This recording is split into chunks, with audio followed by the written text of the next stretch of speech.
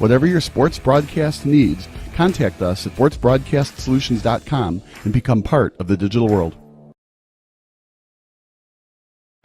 Missing your child's sporting event just plain stinks.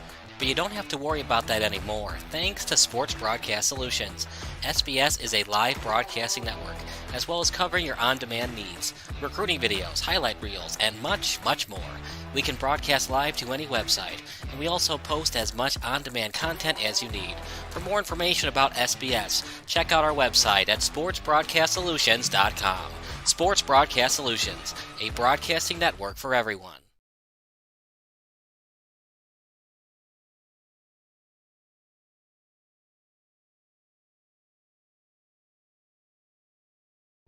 Sports Broadcast Solutions is a broadcasting network for everyone. Let SBS broadcast your sporting event. We have experience and can generate excitement and permanent digital memories for your team. Tonight, that time, finally a goal for the Stampede! We have professional videographers using high-definition modern-day cameras, color analysts, and play-by-play announcers with state-of-the-art, classy graphical scoreboards to keep you updated. Plus, we have commercials to advertise your team, club, or sponsor, and us. Plus, we do pregame and postgame interviews. Hi, everybody, and welcome to the postgame show brought to you by Marion Central Catholic. My name's Kyle Smith, but my name doesn't matter. These young ladies matter. It's senior night as the Hurricanes win a battle down the stretch, 48-46. Hi, I'm Carrie Kramer.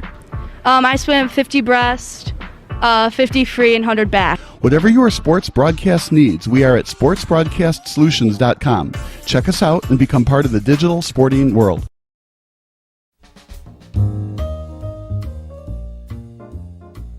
Hi, my name is Brian Campbell, and I'm one of the co-owners of Illinois Energy Windows and Siding.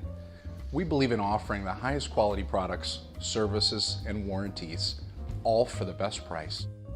When you choose a home improvement company, you want to service support not only at the beginning, but also all throughout the future. We offer a no-charge lifetime service warranty. If any products, parts, or pieces should fail, one of our service technicians will come out to your house and service your needs for no charge. So contact us today, and one of our qualified home improvement specialists will come out to your home and provide you with a free, no obligation estimate. If you choose Illinois Energy for your window, siding, or door project, I guarantee you'll be satisfied. So call us, click on our website, or come into our beautiful showroom. Thank you.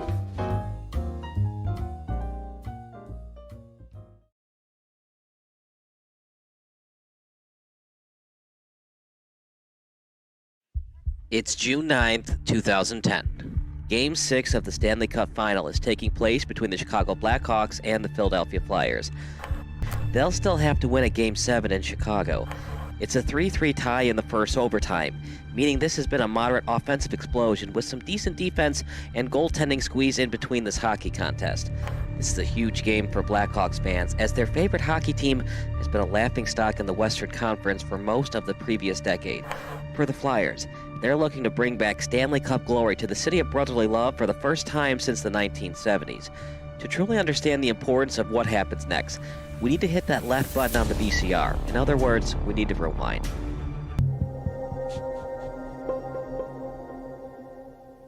But for a franchise who used to not even televise its home games, this seemed like a pipe dream even 5 years ago.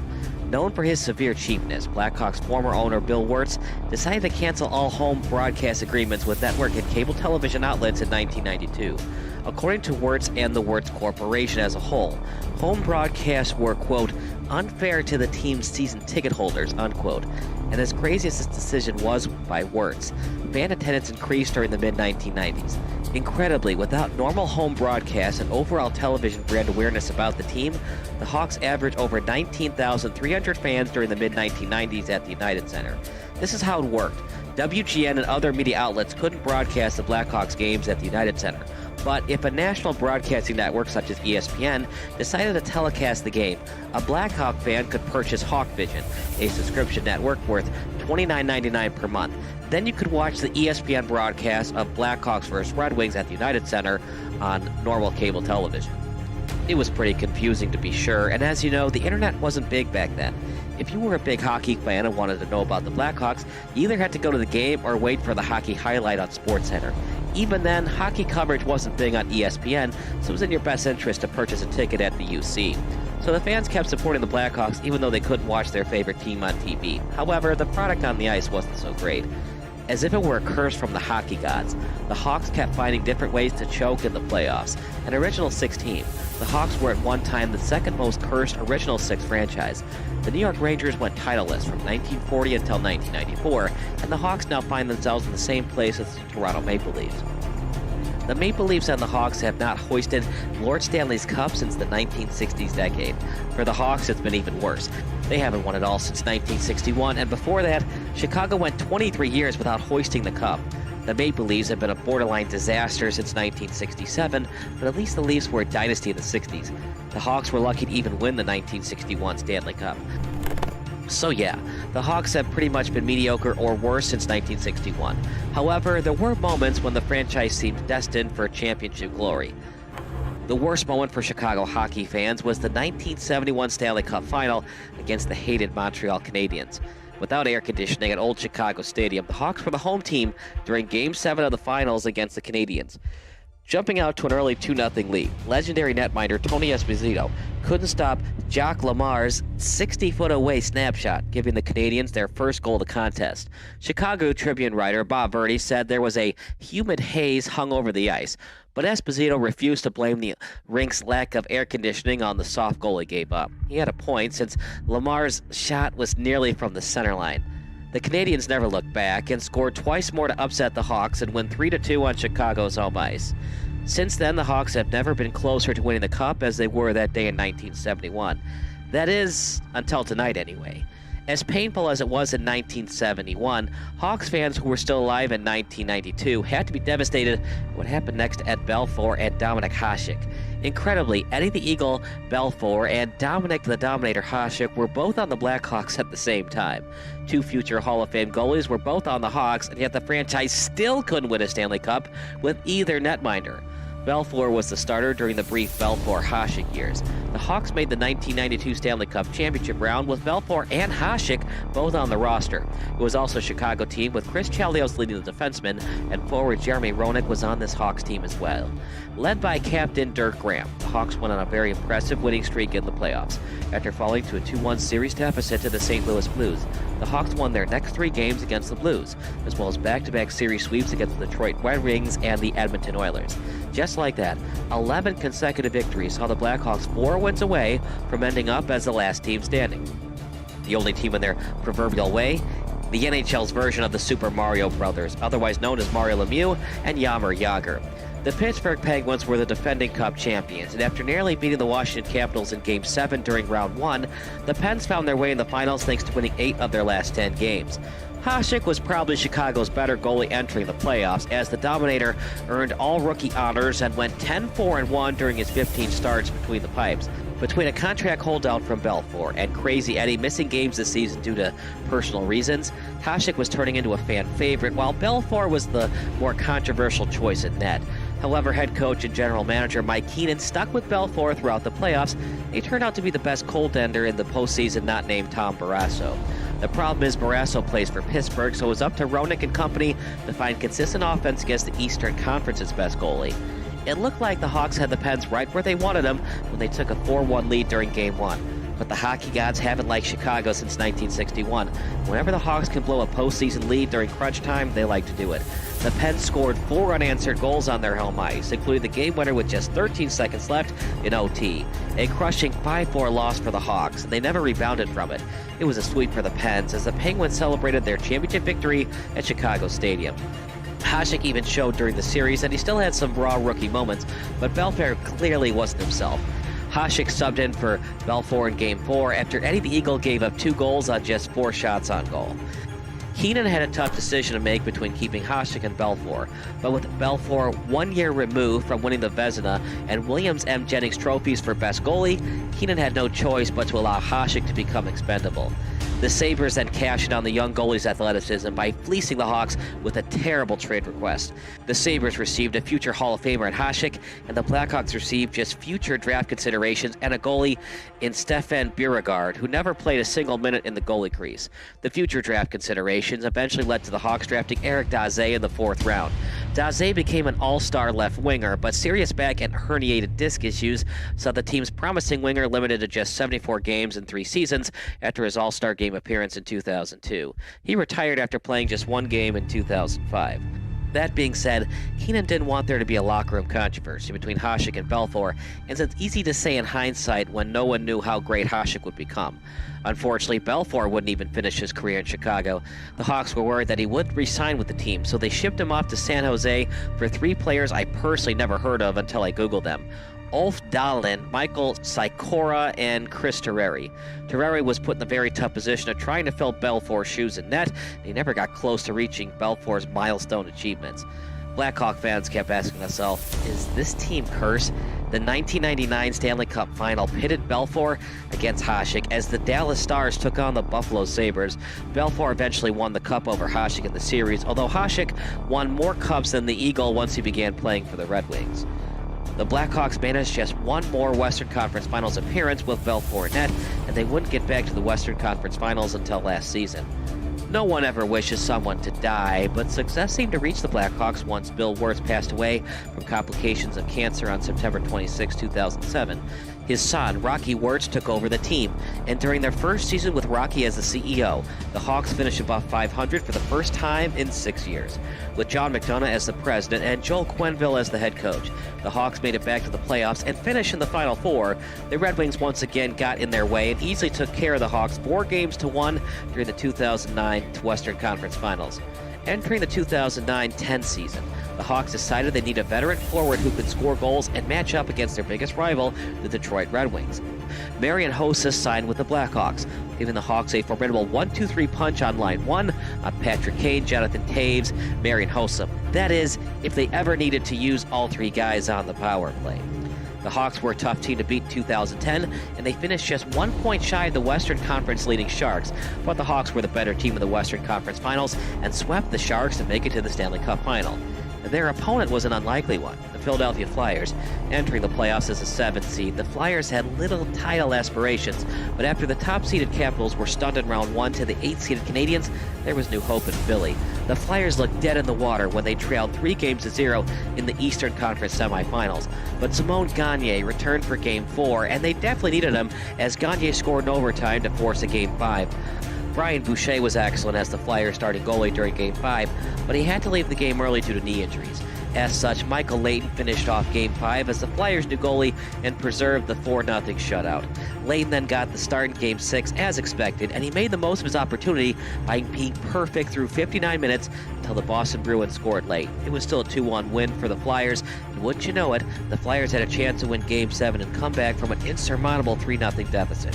The Bruins actually led 3-0 in Game 7 at the TD Garden in Boston, but they simply couldn't avoid a significantly embarrassing collapse. James Van Riemsdyk, who didn't score a single goal in the playoffs prior to tonight, netted a very important goal late in the first period to give his teammates new life and ending the shutout attempt.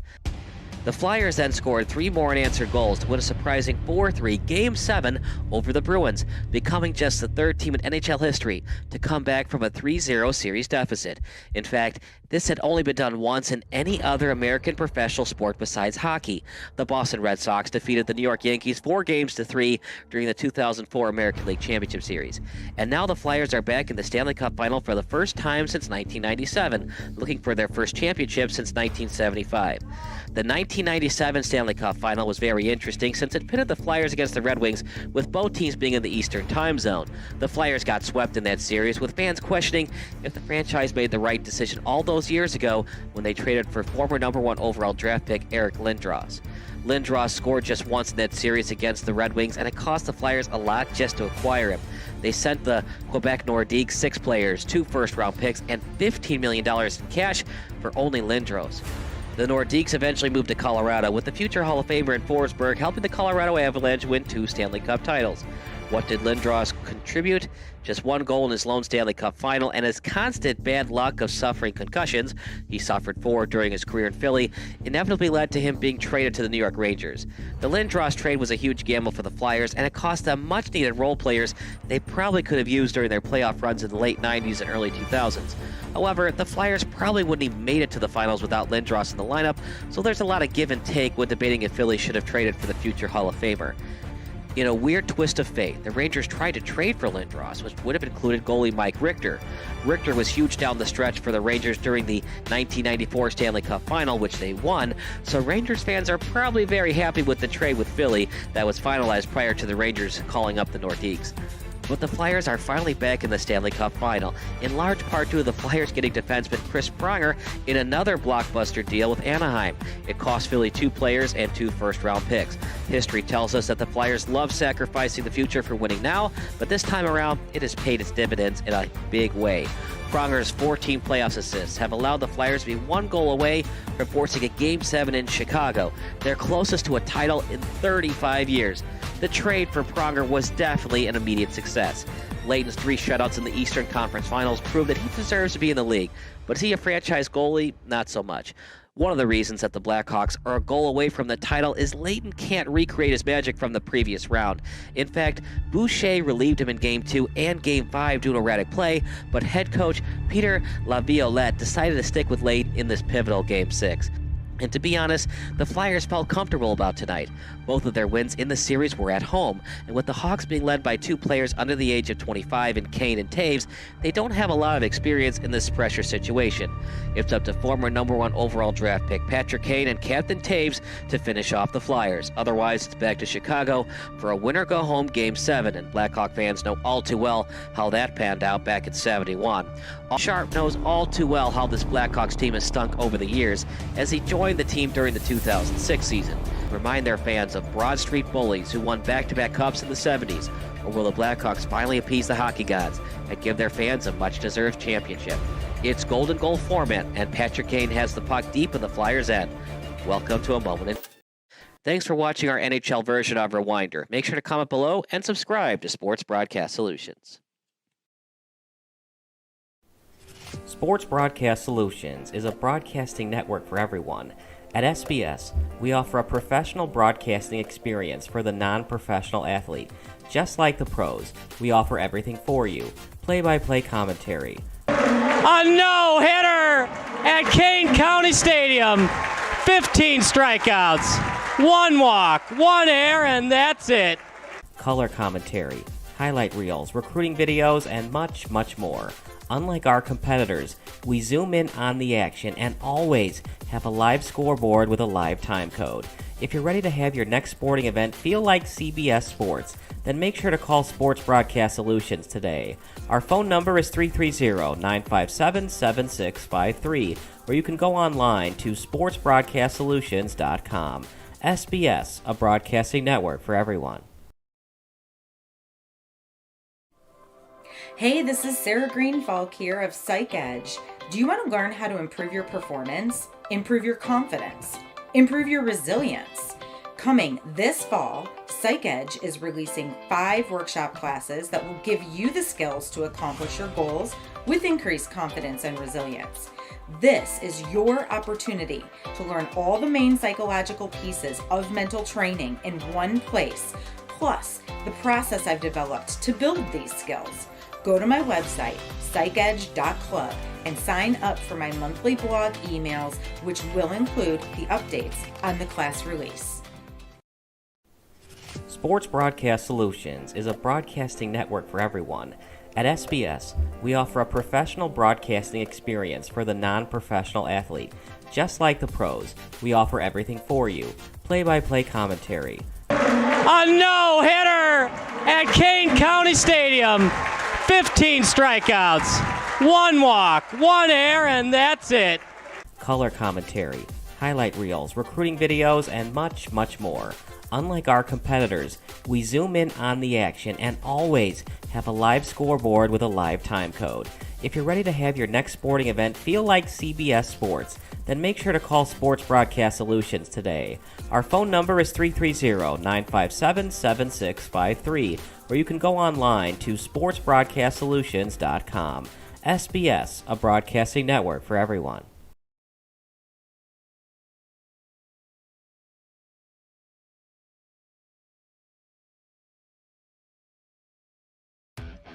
Made from an athlete's mind for all sports minds.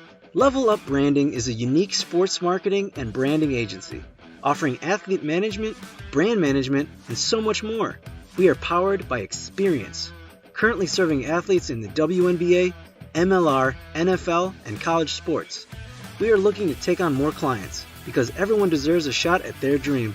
Our goal is to help others by inspiring one person at a time. Level Up Branding was founded by Lauren, who was and still is an athlete. She understands the importance of being a well-rounded and built individual. It takes an athlete to know an athlete. We are built different. There is so much more to an athlete than what is seen on the field or the court. We make it a priority to understand our athletes. We want to know and understand our clients' values, motives, passions, and future goals. At Level Up Branding, we believe in helping others succeed. We believe in giving back. We believe in family. You are more than an athlete. Level Up Branding was founded based on the sheer passion of sports, community involvement, and the sense of belonging to a community. We were created from an athlete's innovative mindset and experience, and here to offer our services to like-minded athletes.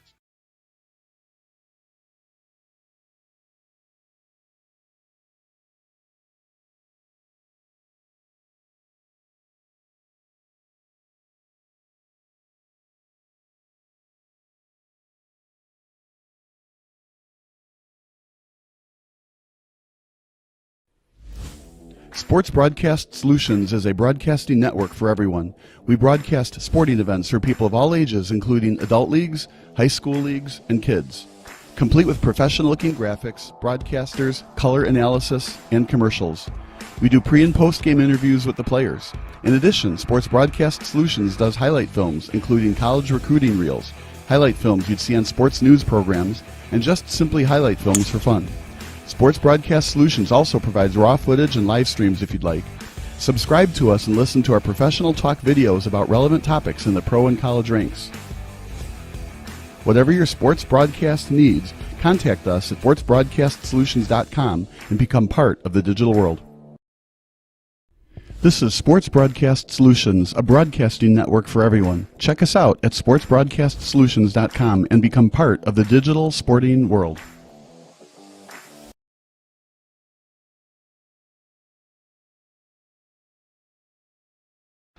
Missing your child's sporting event just plain stinks.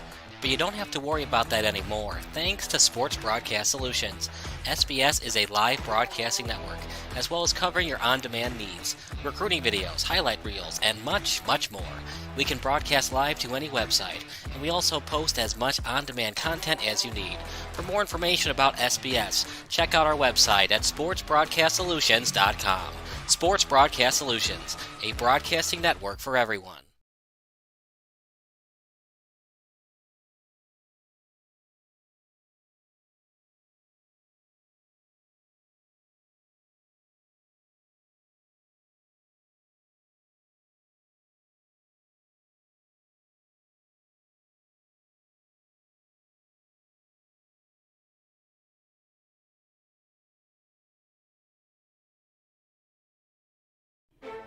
Sports Broadcast Solutions is a broadcasting network for everyone. For those of you that just want raw footage of your sporting event, but no play-by-play or color commentary, you just need us to live stream video from the event over the internet.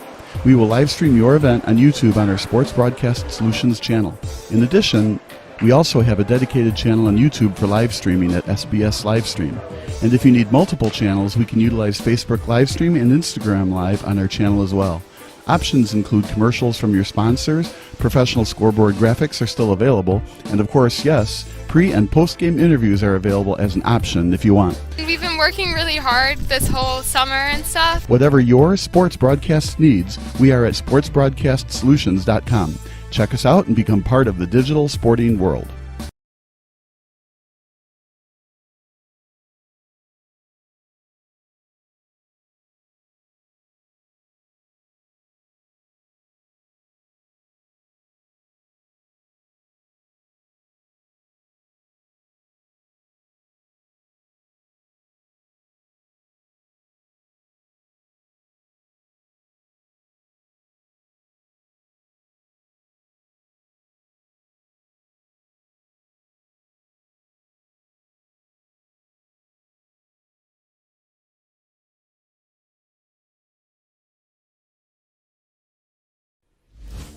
Sports Broadcast Solutions is a broadcasting network for everyone.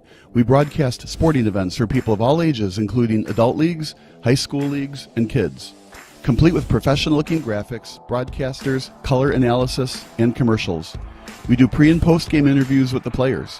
In addition, Sports Broadcast Solutions does highlight films, including college recruiting reels, highlight films you'd see on sports news programs, and just simply highlight films for fun. Sports Broadcast Solutions also provides raw footage and live streams if you'd like.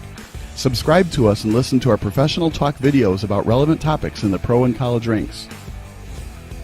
Whatever your sports broadcast needs, contact us at sportsbroadcastsolutions.com and become part of the digital world.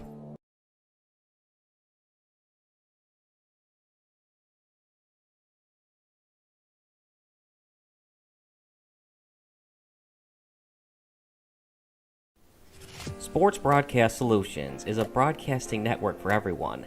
At SBS, we offer a professional broadcasting experience for the non-professional athlete. Just like the pros, we offer everything for you. Play-by-play commentary. A no-hitter at Kane County Stadium. 15 strikeouts, 1 walk, 1 error, and that's it. Color commentary, highlight reels, recruiting videos, and much, much more. Unlike our competitors, we zoom in on the action and always have a live scoreboard with a live time code. If you're ready to have your next sporting event feel like CBS Sports, then make sure to call Sports Broadcast Solutions today. Our phone number is 330-957-7653, or you can go online to sportsbroadcastsolutions.com. SBS, a broadcasting network for everyone.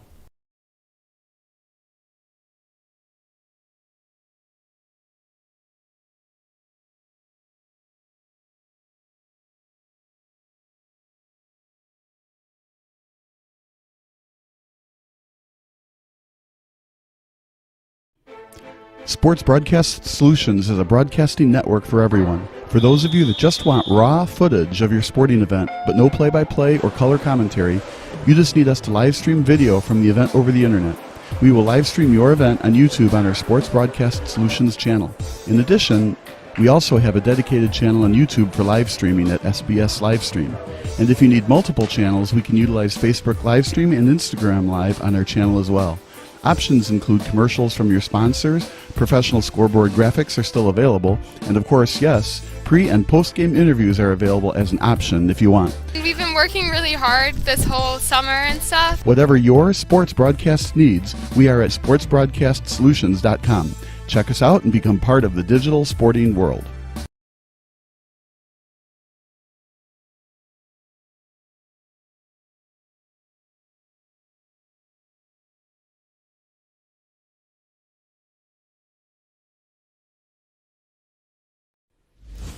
Sports Broadcast Solutions is a broadcasting network for everyone.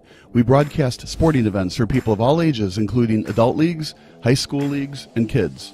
Complete with professional-looking graphics, broadcasters, color analysis, and commercials. We do pre- and post-game interviews with the players. In addition, Sports Broadcast Solutions does highlight films, including college recruiting reels, highlight films you'd see on sports news programs, and just simply highlight films for fun.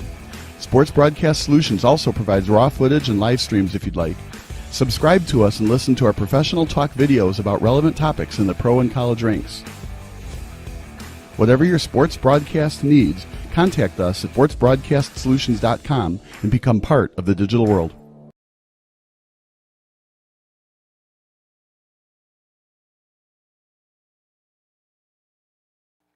Good evening, everybody, and welcome to another production of Sports Broadcast Solutions. I'm Kyle Smith, alongside Christopher Angela. It's like we're twins. We finish each other's sentences. Of course, you're wearing the Cubs shirt. I'm not too happy about that. I just got it out of my closet. No allegiance. It needs to be in the trash, not the closet. Yeah, well, if it gets rained on and muddy and stuff, maybe I'll just dump it. Today's game features the Chicago Nation in the dark blue, light blue, and red against the AAC Eagles in the red and white. It's a big matchup. And, Chris, a game like this, we're going to get some rain in about 10 to 15 minutes. This might be one of those golden goal games. 1-0. It's going to be hard to kick tonight. Yeah, it's wet, so there's not going to be a lot of grip on the ball, period. We'll see what happens. Now, it is turf, so if it's turf, it should be a little bit easier to kick in the weather, correct, Chris, versus grass? I believe so. It depends on how good the turf is.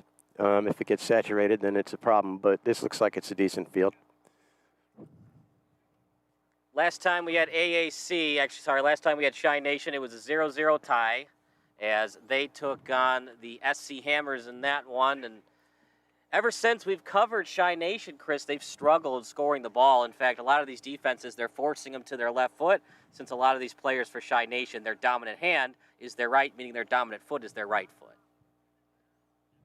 Running clock tonight, 45-minute halves. AAC, the away team, will start with the ball.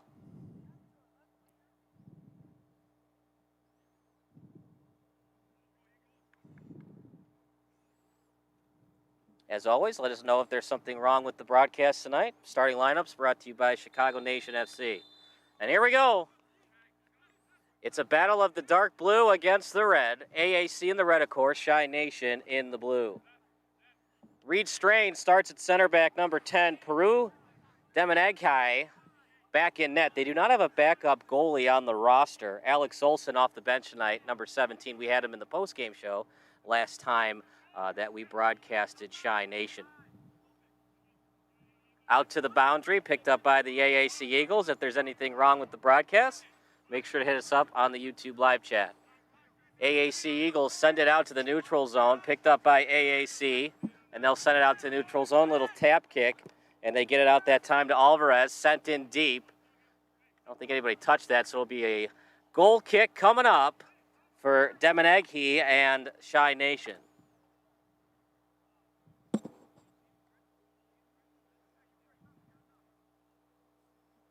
Demeneghi all the way from Mexico. Excellent soccer player. A minor legend during his times in the Mexican League, does not speak any bit of English. So we tried to have him in the postgame show during that 0-0 tie. And couldn't speak any English, so we had to interview somebody else. Time to get a translator. Unfortunately, we're not playing. This isn't Major League Soccer, so I don't think Chi Nation could afford translators. Good kick as it's sent all the way up to the neutral zone. Picked up by the AAC Eagles on the left foot. Almost stolen, and it is. Chi Nation will take it the other way on the boundary. Looking to set it up in front. Being played right now by Olsen. And played that time well by the netminder in 70, Zymasek. And Zymasek will underhand pass it over to the right side. Played on the other sideline. Now played by the Eagles. Right-footed kick. Early on in the game, as we're past the 2-minute mark, no shots on net. Although a good crosser by Chi Nation to get something going. Read well by the netminder and Zymasek. Over to the boundary, played by the Eagles. Some dribbling going on, and then tap back over near the midway point. Eagles taps it over to the boundary as Chi Nation forcing them back. 45-minute halves, couple minutes of extra time. Chi Nation trying to get back to the national tournament as they had a Cinderella run last year all the way to the championship game and lost. Headed forward, picked up by Chi Nation. And it's going to be offside against the Eagles. What are you seeing so far from the Eagles? They're kind of taking it to Chi Nation right now, Chris. Yeah, they're definitely doing so. Out to Chi Nation in their own end. Kick back from 10 feet out. Line drive kick, miss. Past the halfway point. Now the Eagles will tap it over from 15 feet out.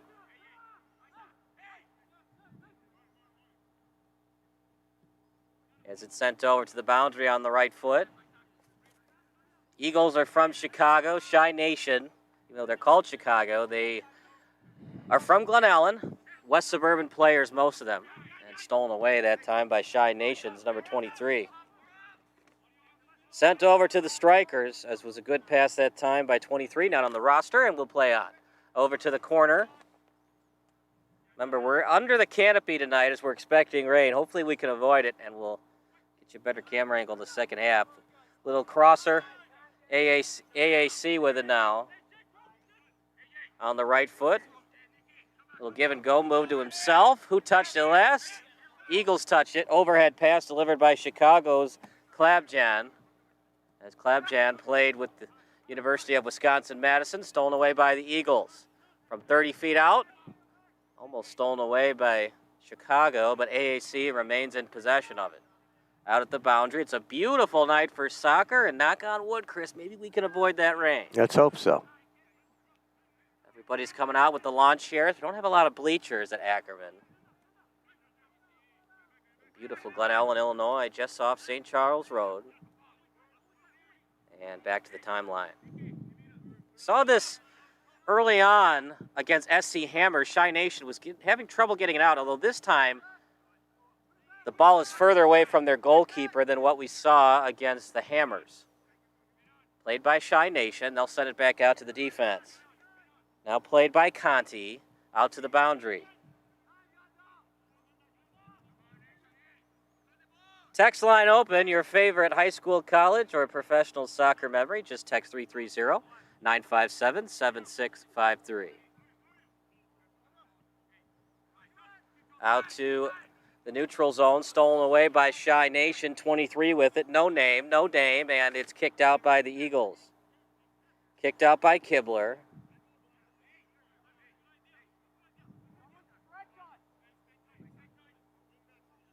You have a 21 on the roster and a 13. Richard Olson is 21. Reed Strange starting at center back. Ayana Sala, the center back. Sutton, the also center back at 14. Shy Nation goes after it. But it's going to be Eagles' ball. Nope, it's going to be Shy Nation's ball. Last touch by the Eagles as the Shy Nation team on the attack. Free kick coming up. See if he does a pass. I don't know, Chris. Probably too far away for a shot. No, he'll have to center it, I believe. Yeah, I don't know, Chris. I disagree with that. I would have liked to see a nice pass and then a one-timer. That's just too easy for the goalie to save like that. Yeah, it gives him a lot of time when the ball's in the air. Now, you were a former goalie. Did you prefer shots like that, or was it harder for you to read because the other team was trying to screen you? I preferred what just happened there. It gives you time to... time your jump and read it? Yeah, definitely. Once it gets into a scrum, so to speak, you never know what's going to happen. Great kick. In between two defenders, got a little bit too much on it, trying to force the corner kick, but Shy Nation steals it. There's the Lightning, but we play on until we hear the siren. 30-minute delay. Out to the boundary. Shy Nation deep in their own end. Played right now by Conti. Actually, that's Isaac Sutton. Sutton's a center back. Eagles tried to steal it, but Shy Nation winning the possession battle in the last couple of minutes. Sent out to the other sideline, out to the midfielders. Getting some thunder, but we play on. Olsen with it. Olsen. Now's your chance if the rain comes.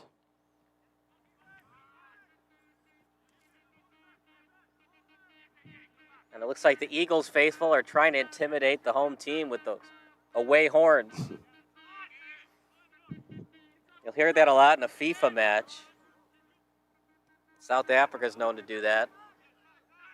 Brazil as well. Right-footed kick. A little three-hopper to the sideline. And it'll be Eagles' ball. It's not very hot tonight. No humidity. Just a perfect night for football. Played by Wilasowski. On the sideline. Olsen looking for the call, but I agree with the Eagles. I think that was off Shy Nation. Now playing it is Wilasowski in his own end. Tapped over to the boundary that time by 14. As 14 is Abador.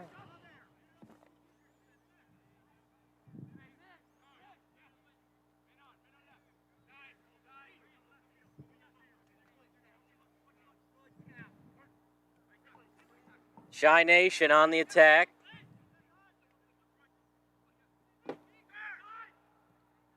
As they lead it over to the sideline. Now played by Shy Nation, about 15 feet away from the midway point. Back and forth we go from the sideline. And that one went out of play to the end line. It'll be played by the goalkeeper and Size Masek. And we're in the United Premier Soccer League. We're in between Major League Soccer and the bottom tier of semi-pro soccer. So, Chris, you're familiar with baseball, right? You got rookie league ball, low A, high A, double A, triple A. So United Premier League, it's probably like low A to high A if you want to compare it to minor league baseball. Obviously, the King County Cougars used to be high A. Now they're independent league ball. The South Bend Cubs are single A.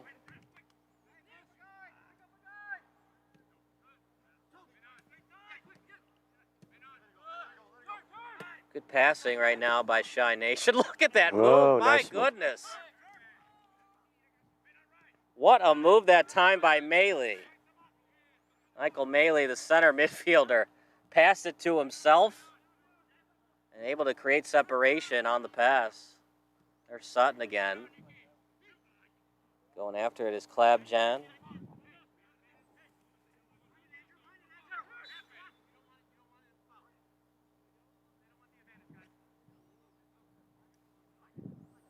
Foul committed by Shy Nation.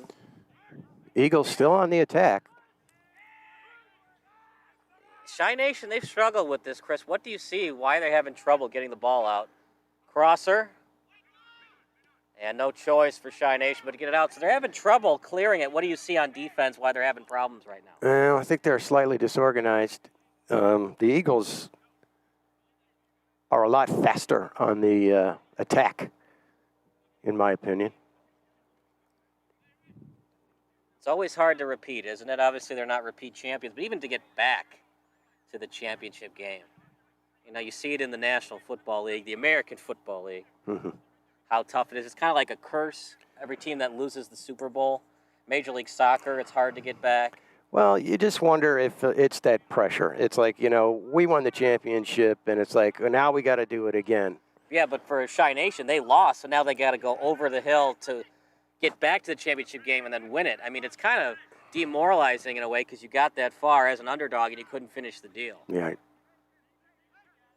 But sometimes it happens. Remember when Butler in college basketball with new players got back to the championship game? And of course, the Bills. People that are from Buffalo that are watching today's broadcast, we apologize. You got to admit, though, that's pretty impressive. They went to 4 straight Super Bowls. Out to the corner. Crosser. And out of bounds. Yep, it's going to be a corner kick. That's a very, very good pass. It's hard to defend. The only way you're going to defend it is to put your body in front of it, you know, with your chest. That's going to hurt. Or you put your foot on it. There's so much topspin on it, it's probably going to ricochet off your foot to the end line, and you get the well-deserved corner kick. Another crosser. Who touched that? Shy Nation not going after. We're going to get another corner kick. So the very rare from right to left in a span of 10 seconds, back-to-back corners right now for the AAC. Eagles. Yeah. It gets confusing, of course, because Shy Nation loves to wear the red, but the teams they play like to wear red too, so they've had to switch this year to the blue. And the Eagles usually wear the orange, so we got confusing by both teams. Headed straight up to the neutral zone. As the rain starts. Well, we made the right decision then with the canopy. We were wondering if it was going to start raining, and eventually it did. Got a little light drizzle, though. It's fine right now. Well, let's hope it holds off. The potential is for some serious stuff, but that's where the real soccer players are made and born. In the rain, mud. Darn right. That's not a good decision to play soccer in the mud. It's like an ACL tear waiting to happen. Yeah.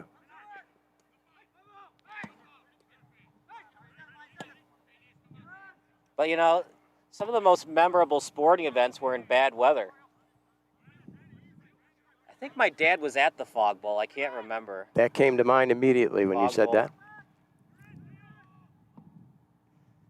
Eagles score early on. Nice lead pass and a goal for AAC, and the first team to score is AAC. What'd you see on that offensive possession right there for the Eagles? That was a good center.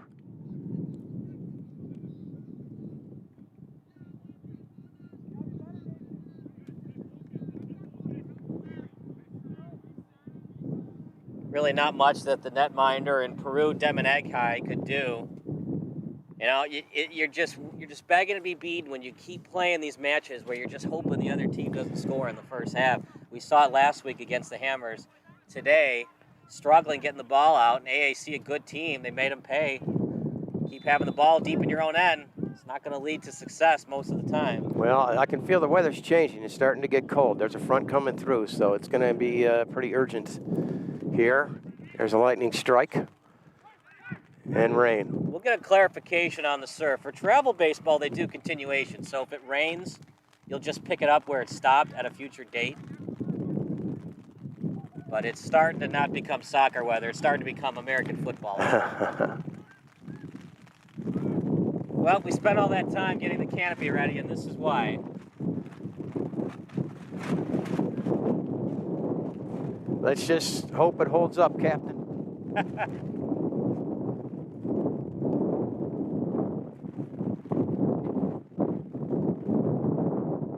Wind's starting to pick up here in Glen Ellen.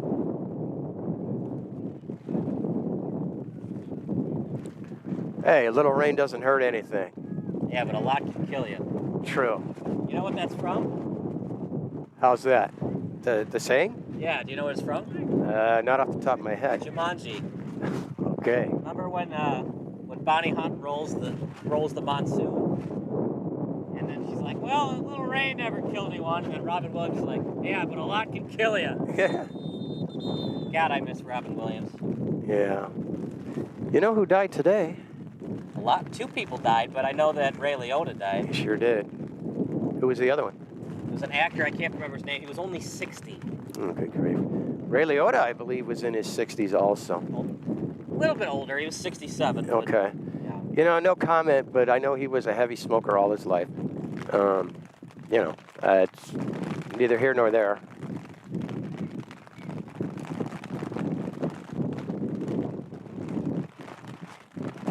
Well, I think we're only going to get a couple more minutes of soccer, and then we're going to have to call it because this is just ridiculous.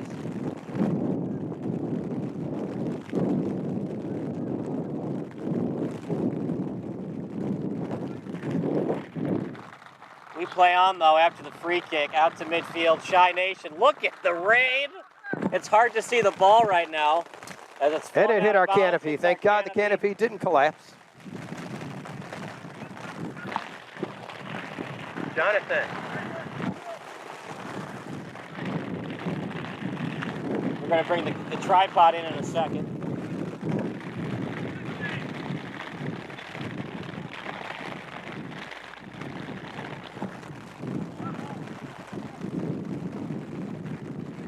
Welcome to Chicagoland, everybody. It's going to be all 9 day to play this game, but these darn guys have to go to their job. Yeah, if I'm crying out loud.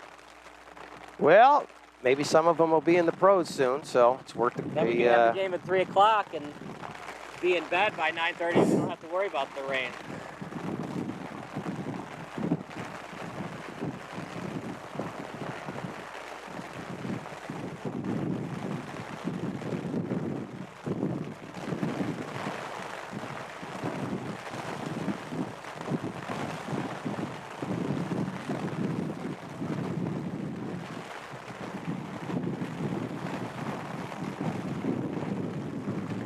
Back to the boundary, picked up by Shy Nation, stolen away.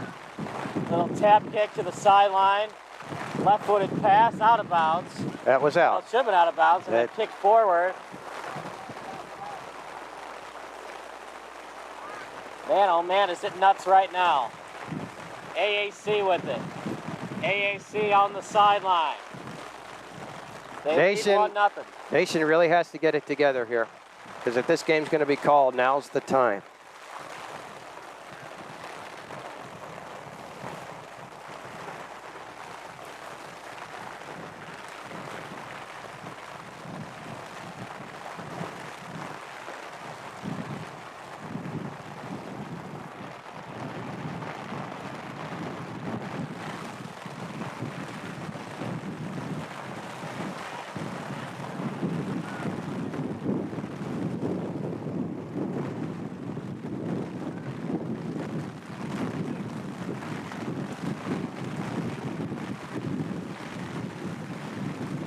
"19 minutes into the match, 1-0 lead for AAC. Let me tell you something, when you can see the rain on the screen, you know that it's raining hard. We got some refugees coming underneath here. Maybe we should charge some rent. Or maybe by the minute. Yeah, maybe a towel or two.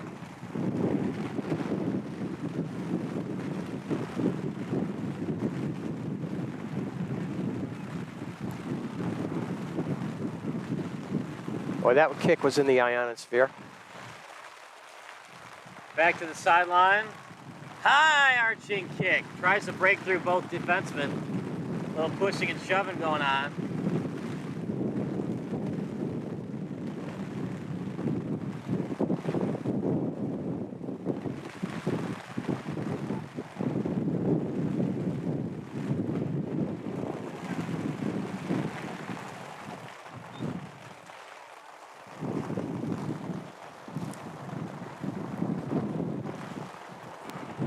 Oh boy. Well, there we go, folks.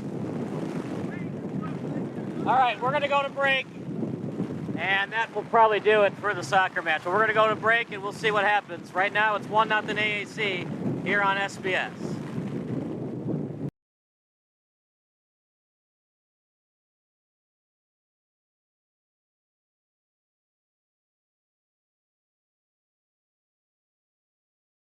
It's October 26th, 1991, Game 6 of the 91 World Series at the Metronome in Minneapolis, Minnesota.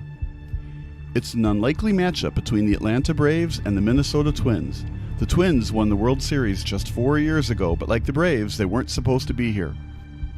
Kirby Puckett is at the plate, and you might know what happens next on this 2-1 pitch. And for that, I'll give you a virtual high five due to your ability to use the internet. But for those of you who don't want to cheat via Wikipedia or BaseballReference.com, let's get in that DeLorean and crank it to 88 miles per hour. It's time to travel back in time, or as SB Nation would say, let's rewind.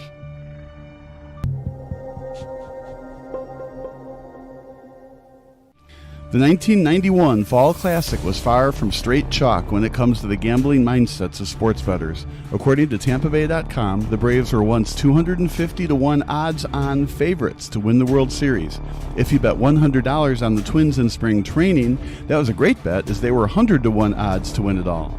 In fact, both teams finished in last place in their respective divisions the year prior. The Braves were actually in the National League West back then, and although they'd be dominant in the later part of the decade, the beginning of the 1990s wasn't friendly to Bobby Cox's team. The first year of the 90s saw the Braves finish the regular season at just 65-97, but general manager John Schuerholz saw something in Cox, and the fiery skipper became the head honcho on June 23, 1990, replacing Russ Nixon. It didn't lead to an improvement when it came to wins. The Braves were 25-41 when Nixon received the pink slip, and they finished the year 26 games out of first with Cox as the manager. Still, the players seemed to respond to the 50-year-old skipper the next season. The Braves were notably better, but a World Series appearance still seemed very unlikely on July 11th. A .500 record at just 40-40, the Braves were on the cusp of being sellers at the trade deadline. But then something happened. The Braves just refused to lose. An incredible 54-28 finish to the season saw the Braves 4 wins away from a National League pennant. They clinched the division on a second-to-last of the season, with the Braves remaining in first place from September 20th until the clincher on October 5th. The stunned Los Angeles Dodgers couldn't believe it. How could a Braves team who were at .500 practically halfway through the season keep them from an NL pennant? As for the Braves themselves, next came the Pittsburgh Pirates, led by Silver Slugger Barry Bonds. If the regular season was crazy enough for Atlanta sports fans to start believing, the 1991 National League Championship Series was something we probably won't ever see again. 4 shutouts took place in the series, including 3 1-0 shutouts. The Pirates were the heavy favorites to advance to the World Series. A 98-win team, the Pirates won the division by an easy 14 games.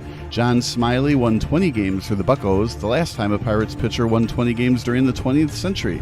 Doug Drabick was the reigning NL Cy Young Award winner, and with Bombs and Bobby Bonilla still in the primes of their careers, there's no way that Bobby Cox's Cinderella story could still wear their gold slipper going into the championship round, right? Wrong. Tom Glavine, the 1991 NL Cy Young winner, was on this Braves team, but he actually underperformed in the series. Game 1 went to the better-seeded Pirates, a well-deserved 5-1 win to the higher seed as the Pirates scored the game's first 5 runs. Glavine was the loser in this one by walking 3 batters and giving up 4 unearned runs. Atlanta's David Justice hit a leadoff homer in the top of the 9th inning, but it was just too late as the Pirates took a 1-0 series lead. The Braves found a way to split the first 2 games at Three Rivers Stadium, with Steve Avery leading the way to a 1-0 shutout. Game 3 was all Braves. A 10-3 win as John Smoltz was the much better pitcher in the Braves' first home playoff game in nearly a decade. But games 4 and 5 were won by the Pirates, including a seemingly back-breaking 1-0 shutout victory in Atlanta. Zane Smith led the way for Pittsburgh in Game 5, and with their backs against the wall, Atlanta had to somehow win both games on the road to make their first World Series since arriving in the capital of Georgia. The Braves just wouldn't let their dream season die. Not only that, but they held the Pirates scoreless for the last 22 innings of the series. From the top of the 6th in Game 5 until the final out in Game 7, the Pittsburgh Pirates couldn't muster a single run. A 1-0 crushing defeat in Game 6 saw the Pirates 1 win away from elimination, and after the Braves scored 3 runs in the top of the first inning during Game 7, the Buccos offense went ice cold down the stretch. Steve Avery stole the show.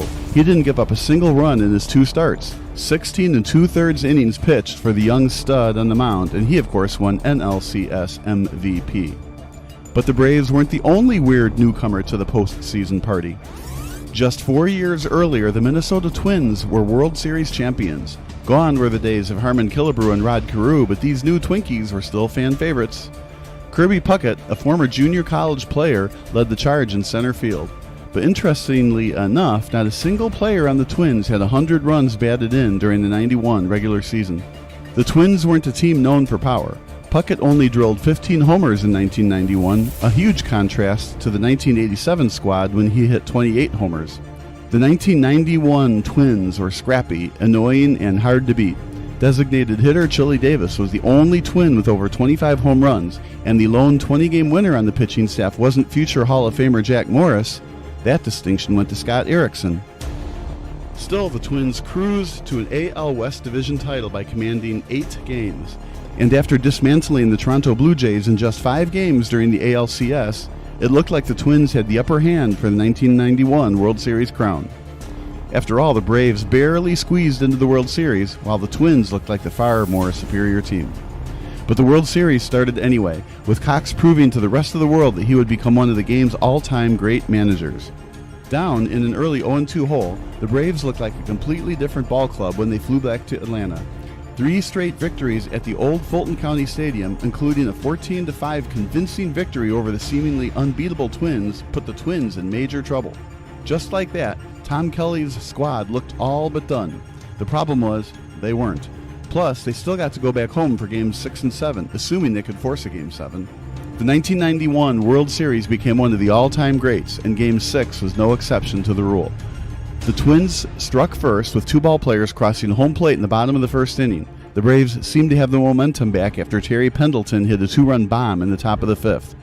Determined to play Game 7 at the old Hubert H. Humphrey Metrodome, the Twins got the lead back in the bottom of the frame.